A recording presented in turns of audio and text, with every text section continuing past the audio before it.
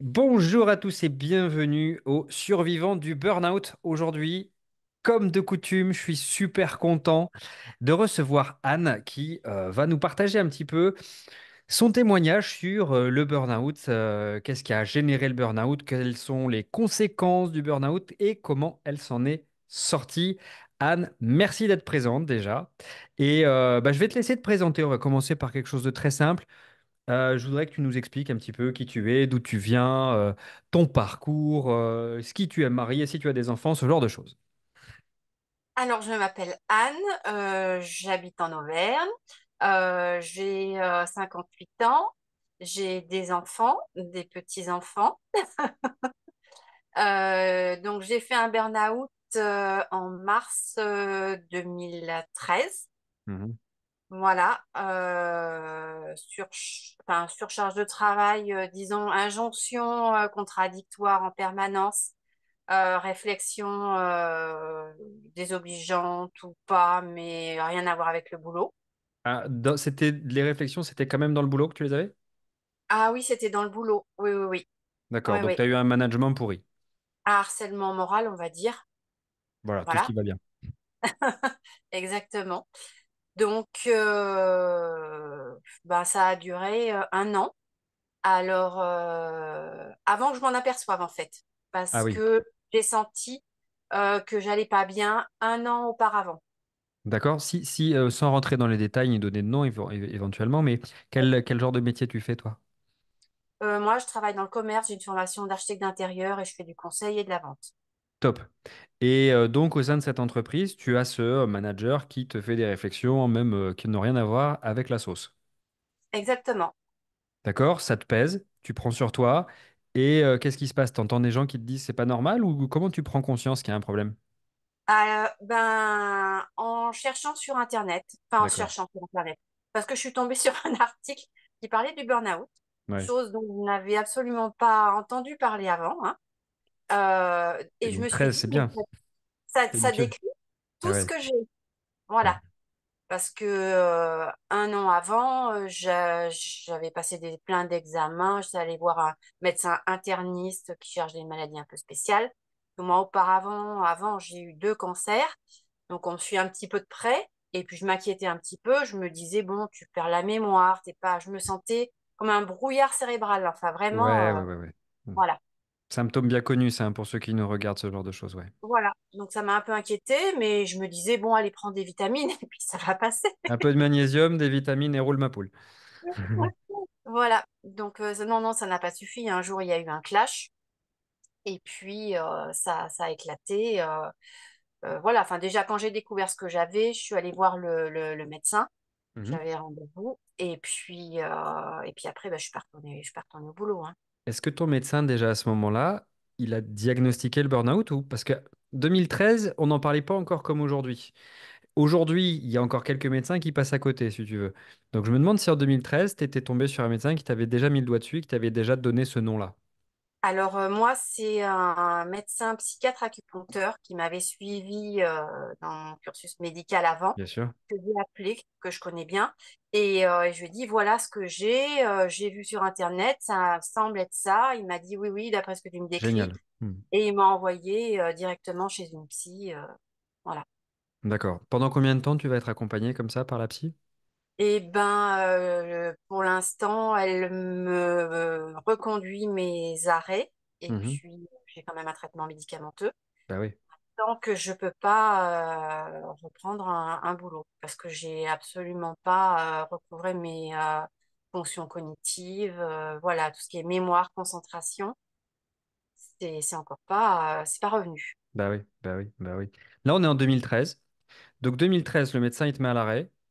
Oui, Tu vas chez la psy, il te met sous médoc aussi et t'as déjà des médicaments de base, de toute façon. oui. Qu'est-ce que tu te dis à ce moment-là?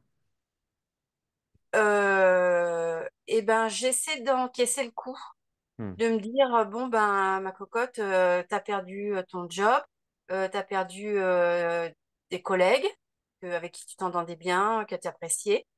Donc déjà faut encaisser ça. Après, je suis d'un tempérament battant, hein. Je m'en suis sortie auparavant. Donc, bon, je me dis, allez, ça va le faire.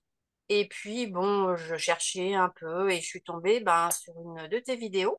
Ah oui? Et ça m'a interpellée. Et je me suis dit, bah, de toute façon, qui ne tente rien n'a rien, faut essayer. Donc voilà, je me suis lancée dans ce parcours-là. Donc, des années après ton premier diagnostic, quoi. Voilà, c'est ça. Waouh. Donc, Je voudrais juste qu'on revienne sur un truc que tu as dit, parce que ça, oui. c'est un élément qui est vraiment important et les gens ne se rendent pas compte de ça. Il y a un coût au burn-out qui n'est pas seulement un coût financier, tu perds ton travail, mais qui est aussi un coût émotionnel costaud. Dans notre vie professionnelle, bon, on mangera pas la soupe avec tout le monde, mais il y a certains collègues qu'on apprécie. Le fait de ne plus les voir, de se retrouver isolé, le téléphone sonne de moins en moins jusqu'à ne plus sonner, mais il y a un vrai coût émotionnel que les personnes en burn-out connaissent et qu'elles encaissent aussi. Ça se rajoute au coût financier. Tu en as parlé, tu as dit, voilà, c'était, je voyais plus mon boulot, j'avais plus mes collègues. C'est quelque chose qui est super marquant, ça. Et ça, je voudrais vraiment que les gens s'en rendent compte pour se dire, OK, c'est vraiment compliqué comme affection et ça touche plein de sphères de notre vie. Pour revenir à ce que tu nous disais aussi, donc entre 2013 et quand est-ce que tu as fait le Quick Change, toi? C'était cette année, tu as terminé, 2024 là. Oui, j'ai terminé lundi dernier. Voilà, et Bravo. j'ai commencé, oui, pas longtemps. Entre 2013 et 2024, comment ça va justement par rapport au burn-out? Tu sens que tu as des améliorations, tu rechutes, tu remontes, tu redescends, comment ça se passe? Euh, Ça a été des hauts et des bas. Ouais. À chaque fois qu'il y a quelque chose qui me ramène dans le boulot, etc., ça me plombe un petit peu. Bon, après, c'est normal, hein, voilà, il y a un deuil à faire, hein, de toute façon. Mhm. Et bon, je sais que donc j'ai pris une avocate aussi parce que je vais me lancer dans une procédure. Très bien. Donc, euh, bon, bah, quand je dois avoir des rendez-vous avec elle ou qui ont rapport avec tout ça, ça me replonge là-dedans et j'aime pas bien. Voilà. Normal. Après, bon, bah, je reprends le dessus, hein, mais effectivement, voilà, il y a des choses que ça remue forcément. Ça remue, puis tu vas affronter tes démons. Là, si tu veux, je voulais vraiment savoir ce qui s'est passé entre 2013 et 2024, entre le moment où on te diagnostique une première fois et le moment où tu décides de faire le quick change. Il y a plus de 10 ans quoi, qui se sont écoulés. Non, non, il n'y a pas plus de 10 ans. C'est Ah, en 2023 que j'ai fait le... d'accord, d'accord, d'accord. Ok, d'accord, d'accord. J'avais entendu C'est 2013. dans les dates, hein. Ah, d'accord. Bon, écoute, ça arrive, hein. J'avais entendu Voilà. 2013, je me disais, ok, donc Non, non, je pardon, comprends alors. beaucoup mieux. Je me disais, t'as pas attendu comme ça pendant 11 ans. Donc, Non, non. t'as vu une vidéo, ça t'a parlé. Qu'est-ce qui fait que tu as décidé de choisir de venir chez nous? Bah après, j'en ai pas vu 15 000 autres non plus, hein. Donc, j'ai vu Sinon, deux tu serais trucs. peut-être pas venu si t'en avais vu 15 000 autres.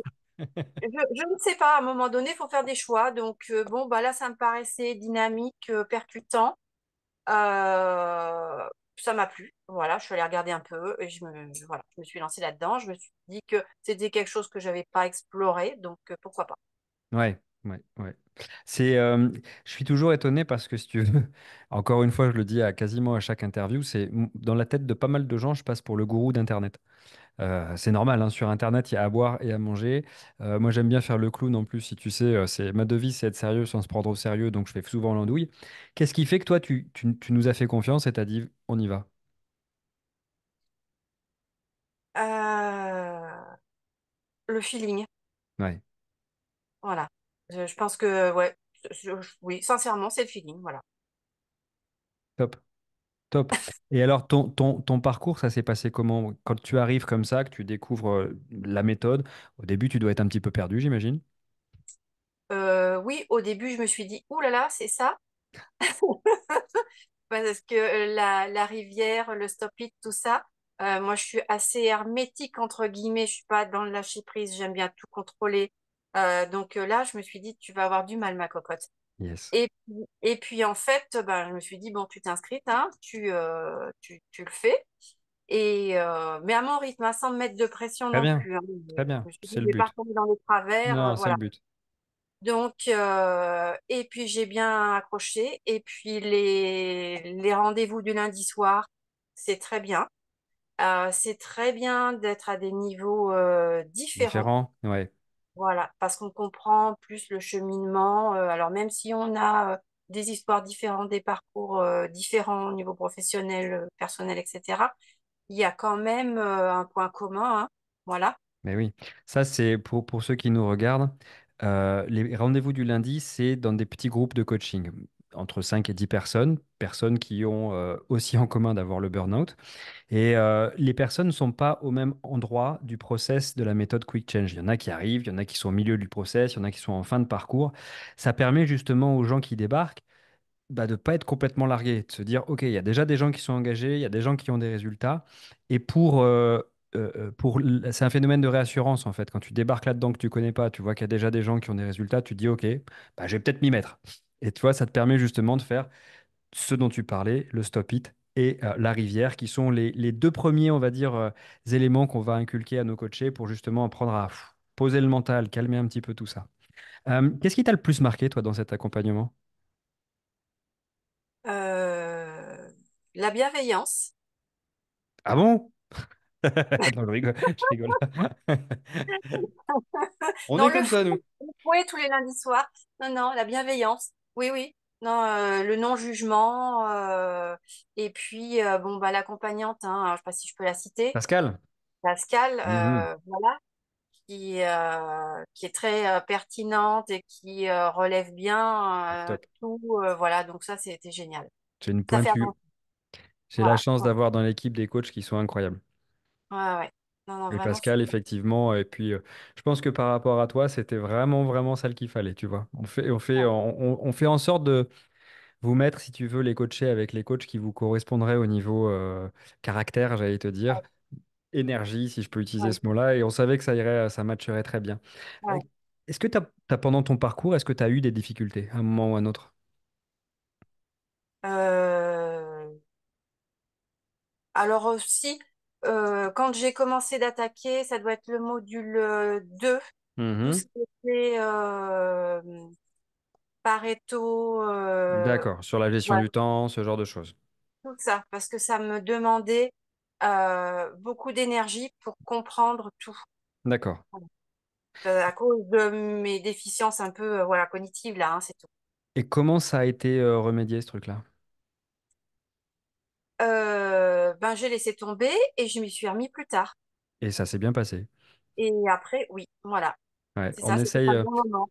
C'est Donc hyper voilà. important aussi pour les gens de comprendre que, il faut vous respecter, il faut vous respecter vos temps. Tu vois, il y a des personnes qui vont boulotter le truc, qui vont faire de A à Z. Certaines personnes qui ont besoin de prendre une pause, le faire vraiment quand ça sera le moment opportun.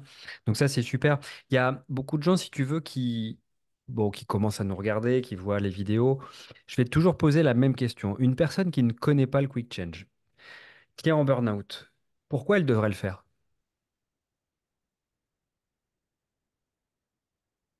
Ben parce que ça donne une petite caisse à outils pour pouvoir rebondir plus rapidement. Ouais, Voilà. ouais. Tu le sens, c'est que tu es outillé maintenant? Oui, Ça fait oui, plaisir. Ça fait oui, oui. plaisir. Tu sais, vraiment, encore une fois, moi, mon objectif quand j'ai créé cette méthode, c'est pas que les gens deviennent dépendants de moi, parce que sinon, je vais devoir me marier avec plein de gens, mais mais que les gens soient super autonomes, en fait, qu'ils deviennent leur meilleur coach. Et ces outils, on fait tout pour non seulement vous ayez des connaissances théoriques, mais on s'en fout de la théorie, surtout que vous les appliquez. Est-ce qu'ils sont faciles à appliquer, ces Ah outils? oui, oui, oui, oui, oui, franchement, c'est facile. Et puis ça donne, oui, effectivement, une autonomie pour se débrouiller tout C'est le seul but. dans une situation, voilà. Ouais, c'est le but. Le but, c'est vraiment que vous vous sentiez solide quand vous sortiez de chez nous, quoi. Euh, Si tu devais dire à une personne qui hésite encore quelque chose par rapport au quick change, tu lui dirais quoi? Ben, qu'elle a rien à perdre, hein, mais tout à y gagner. Hmm. Voilà, faut se lancer. Top, top. Bah écoute, moi je te remercie vraiment beaucoup parce que ton parcours il est super éclairant. On a eu la chance d'échanger pas mal justement avec ta coach sur ta personnalité qui a été vraiment vraiment appréciée. On kiffe te voir en fin de parcours avec ta pêche et ton sourire en tout cas. Et un grand merci d'avoir répondu à ma demande d'interview parce que je pense qu'il y a plein de gens qui vont se reconnaître aussi dans ton cheminement. Et je te laisse le mot de la fin, tiens. Bon, bah alors, merci à Pascal, voilà, qui m'a lancé ce petit défi aussi, parce Yes. qu'elle m'a dit, qu'est-ce qui te reste à faire? Je dis, bah, je suis work in progress sur la confiance en soi encore. Donc C'est elle m'a bien. dit, voilà, fais un stop-it avant de me répondre pour l'interview. Je lui ai dit, non, pas besoin, j'y vais. C'est bien, bravo, super. Voilà. Et puis, ben, merci à toi, voilà, parce que c'est une super méthode. Franchement, moi, je regrette pas du tout. Eh Voilà, ben, ça fait écoute, que progresser. merci pour la confiance que tu as fait dans le gourou du web au début. Voilà. Et puis, bah, au plaisir de continuer à te suivre alors. Entendu. Ciao, Merci Théo. ciao, Bonne ciao, soirée. au plaisir. Salut. Au revoir.